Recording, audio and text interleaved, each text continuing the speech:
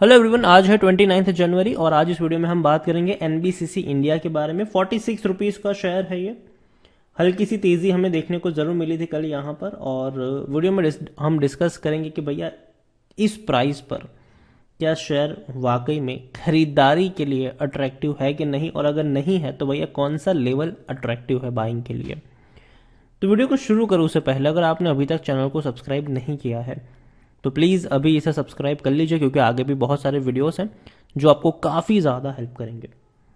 तो चलिए शुरू करते हैं। तो एनबीसीसी इंडिया 46 रुपीज़ का शेयर पिछले एक महीने में अगर हम देखें तो पिछले एक महीने में इस कंपनी के शेयर में 7% के आसपास का ग्रोथ है।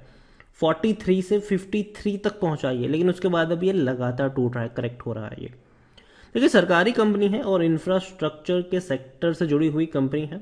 पिछले एक साल की अगर हम बात करने जाए तो एक साल में एक चीज़ क्लियर है, वो ये है कि इसका रेजिस्टेंस भी है और इसका भैया सपोर्ट भी है। अगर हम सपोर्ट की बात करें तो 40 रुपए का एक बढ़िया सपोर्ट है, क्योंकि वहां पर जब भी गया है इसने बाउंस बैक किया है। 40 रुपए के आसपास देखो, इससे पहले भी गया था, बाउंस बैक किया, वहां तक पहुंचा, बाउंस बैक किया, वहां तक पहुंचा, बाउंस बैक किया, वहां तक पहुंचा, बाउंस बैक है। लेकिन 50 से 55 का जो लेवल है वो इसको थोड़ा सा परेशान कर रहा है। वहां से हर बार प्रॉफिट बुकिंग आ जाती है और शेयर नीचे की तरफ टूटता जरूर है। NBCC India mid cap share है, 8,450 करोड़ के आसपास का इसका मार्केट कैप है। वॉल्यूम्स 55 लाख के आसपास के है, कोई उतने बड़े नहीं है, लेकिन फिर भी कह सकते हैं कि हाँ चलो थोड़े से बेटर जरूर है। प्रमोटर के पास 61.75% की होल्डिंग है, 3.09% की होल्डिंग एफआईज, 3.10% की होल्डिंग म्यूचुअल फंड, 7.09% की होल्डिंग इंश्योरेंस कंपनी के पास है। एफआईज और म्यूचुअल फंड दोनों ने खरीदारी करी है दिसंबर क्वार्टर में, जबकि इंश्योरेंस कंपनी ने हल्की सी बिकवाली जरूर करी है, लेकिन एक बहुत बड़ी होल्डिंग भैया इंश्योरेंस कंपनी के पास भी है। सरकारी कंपनी है, एक भी शेयर गिरवी नहीं है, अच्छी बात है। डिविडेंड की जहां तक बात है तो डिविडेंड पे कर रहा है 47% का, मतलब 47 पैसा पर शेयर का ये डिविडेंड आपको पे कर रहा है। एनबीसीसी इंडिया की मैं बात करूं तो बेचने की बात कोई नहीं कर, हर कोई कह रहा है कि खरीदो खरीदो खरीदो, और मैं भी मानता हूं कि अभी का जो लेवल है वो बेचने वाला लेवल नहीं है, लेकिन इसका मतलब ये नहीं कि यहां से बाउंस बैक कर जाएगा, नहीं, थोड़ा सा और करेक्ट होगा ये। और बहुत सारी जो चीजें हैं वो डिपेंड करती है बजट को लेकर। देखो बजट अनाउंस होने वाला है बहुत जल्दी, और एक दो दिन में अनाउंस होने वाला है, और बजट में क्या क्या चीजें इंक्लूड की जाएगी उसका एक बहुत बड़ा इम्पैक्ट भैया मार्केट पे पड़ेगा, खास करके सेक्टर वाइज पड़ेगा। तो अगर मान लीजिए कि इंफ्रास्ट्रक्चर को लेकर अगर कोई अच्छी अनाउंसमेंट होती है तो भैया भागने की चांसेस है, लेकिन अगर नहीं होती है, कोई अनाउंसमेंट नहीं भी होती है, तो भी कह सकते हैं कि हाँ इस सेक्टर में थोड़ा सा करेक्शन देखने को मिल सकता है। एनबीसीसी मुझे पसंद आता है ये शेयर, ठीक है, लेकिन मैं लॉन्ग टर्म के लिए अभी यहाँ पर पोजीशन बनाने की कोशिश नहीं करूंगा। मुझे लगता है कि 40 to 43 रुपीज का जो लेवल है वो खरीदारी के लिए अट्रैक्टिव रहेगा, और 50 से 55 का लेवल प्रॉफिट बुकिंग का है, वहां से भैया भागने का लेवल है, ठीक है, ये मैं मानता हूं। यहाँ पर एनबीसीसी देखने की कोशिश करें अगर हम, तो सबसे पहले एनबीसीसी में अगर मैं इनके रेवेन्यू के ऊपर चलूँ तो भैया रेवेन्यू गिरावट के हैं, और ये होना भी था। कोविड की वजह से काफ़ी ज़्यादा जो प्रोजेक्ट है वो डिले हुए हैं, और जहां तक बात है प्रॉफिट्स की, तो प्रॉफिट टूटे जरूर थे लेकिन रिकवर भी हो गए हैं। 2020 में अगर देखा जाए तो 100 करोड़ का प्रॉफिट था, जो दोबारा बढ़ के 236 करोड़ पर पहुंच चुका है, जो कि अच्छे संकेत है। एनबीसीसी इंडिया खरीदारी का सही मौका है, क्योंकि शेयर ओवरबॉट जोन में नहीं है, कोई भी रेड फ्लैग नजर नहीं आ रहा है, सस्ते वैल्यूएशन के ऊपर अभी अवेलेबल है, 37 का इसका पी है, जबकि सेक्टर पी 67-68 का है। तो कह सकते हो कि हाँ वैल्यूएशन इसका उतना महंगा नहीं है, लेकिन फिर भी मुझे लगता है कि 46 रुपीज का जो प्राइस है वो थोड़ा सा महंगा है। मुझे लगता है, मैं मानता हूं कि 45 के नीचे का जो लेवल होगा वो एटलीस्ट एक रिस्क लेने लायक लेवल लगता है, और जो सबसे बेहतरीन लेवल होगा वो 40 रुपए के आसपास का है।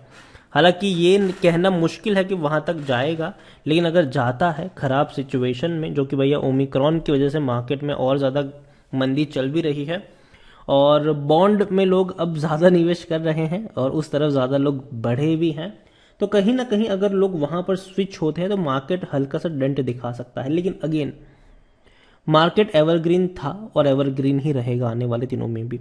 मार्केट जब भी टूटा है दोबारा बाउंस बैक किया है, तो अगेन मैं यही कहूंगा कि देखो, मार्केट में गिरावट का मतलब ये है कि खरीदारी के मौके, लेकिन इसका मतलब ये नहीं कि हर किसी शेयर में खरीदारी करते चले बनो। अच्छे शेयर्स को चुनो, वो टूट रहे हैं खरीदो उसको, और वहां पे लॉन्ग टर्म की पोजीशन बनाओ। एनबीसीसी लॉन्ग टर्म का शेयर नहीं है, ये शॉर्ट टर्म का शेयर है। 40 टू 42 के बीच में खरीदो, 50 टू 55 के बीच में बेचो और भाग जाओ यहाँ से। ये शॉर्ट टर्म का विजन यहाँ पे मुझे लगता है कि होना चाहिए अभी के लिए एनबीसीसी इंडिया में। और बजट अनाउंस होने वाला है भैया 2 दिनों में, और डेफिनेटली एक बहुत बड़ा जो इम्पैक्ट है वो बजट का भी होने वाला है जिस दिन अनाउंस होगा। और अभी तो भैया हम बस स्पेकुलेट कर सकते हैं कि किसको फायदा होगा, और उसमें से मुझे लगता है कि इंफ्रा और जो हॉस्पिटलिटी का जो सेक्टर है उसको शायद थोड़ा बहुत कुछ मिल सकता है, और ईवी वाला एक सेगमेंट है उसको भी कुछ ना कुछ मिल सकता है बजट में।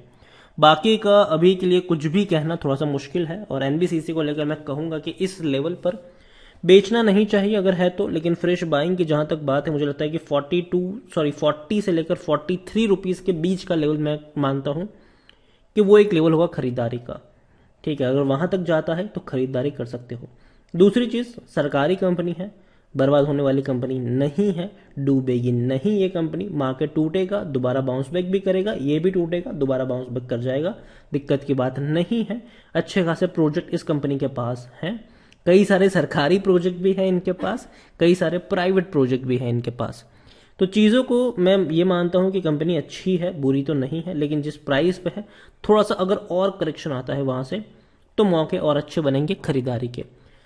तो नजर रखिए इस कंपनी के ऊपर। और एक बोनस शेयर आपके पर लिए है, वो है एनसीसी लिमिटेड। अगेन मैं ये नहीं कह रहा हूं कि जाके खरीद लो इसे, लेकिन नजर रखो इसके ऊपर भी। राकेश झुंझुनवाला जी का एक बहुत बड़ा इन्वेस्टमेंट है इस कंपनी में, 12% की होल्डिंग है उनकी। और मैंने पहले भी कहा था कि 70 रुपए के नीचे अगर जाएगा तो मौके बनेंगे खरीदारी के, और 80-85 के रुपए के आसपास पहुंचेगा तो मौके बनेंगे यहां पर प्रॉफिट बुकिंग के। तो नजर रखिए इस कंपनी के ऊपर। 70 रुपए के नीचे अगर जाता है तो वहां पर मौके बनने के चांसेस है, लेकिन अगर वहां से बाउंस बैक अगर करता है तो एक वक्त के लिए प्रॉफिट लेके वहां से भी निकल जाना चाहिए। दोनों ही शेयर्स में मैं मानूंगा कि नीचे खरीदो, ऊपर बेचो और भाग जाओ। ये प्राइवेट कंपनी है और एनबीसीसी सरकारी कंपनी है। तो अभी के लिए यही कहूंगा कि फोकस भैया इस वीडियो में एनबीसीसी की ही बात कर रहे हैं तो भैया उसी के बारे में कहेंगे कि सरकारी कंपनी है, डूबने के चांसेस ना के बराबर है, मार्केट टूटेगा, ये भी थोड़ा बहुत करेक्ट हो सकता है, लेकिन दोबारा बाउंस बैक कर जाएगा। बजट क्या वेट करने, पहले बजट का वेट करिए। अगर बजट मार्केट को पसंद नहीं, जनरली ये चीज़ देखने को मिलती है कि भैया मार्केट को बजट पसंद नहीं आता है और मार्केट टूटता है। इस बार अगर कुछ नया हो जाए तो अलग बात है, लेकिन अभी के लिए मैं कहूँगा बजट आने तक का इंतजार करेंगे तो फायदे में रहेंगे। तो वीडियो को यहीं पे एंड करूंगा। पसंद आया हो तो लाइक करो, शेयर करो। चैनल पर अगर आप पहली बार आए हैं तो प्लीज़ सब्सक्राइब करें, और एनबीसीसी इंडिया के बारे में आप क्या सोचते हैं वो भी आप मुझे कमेंट में लिखकर बता सकते हैं। Thank you.